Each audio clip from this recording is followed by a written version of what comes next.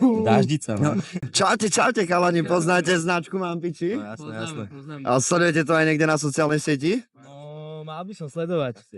Tak to kamo, ukáž na kameru, ukáž to tam. Mám to tam. Pozri sa, frajeri všetci, traja z Bratislavy, sledujú Vám piči, toto je veľký rešpekt. Dobre chalani, môžete vyhrať toto tričko, ja vám položím jednoduchú otázku a keď na ňu odpoviete správne, tak tričko je vaše.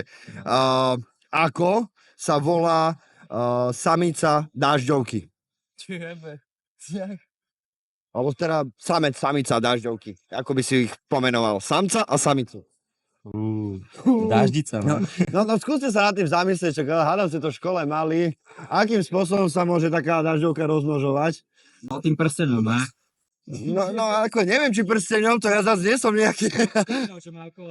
Ale ja chcem jednu takú otázku, že, teda odpoveď počuť, že, no čo je, existuje vôbec akože mužský rod dážďovky?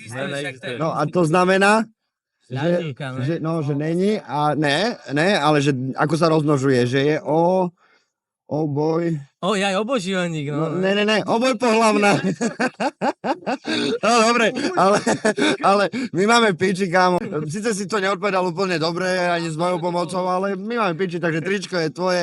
Maj piči, buď šťastný a nech sa ti darí, kámo. Čau. Čaute, borci.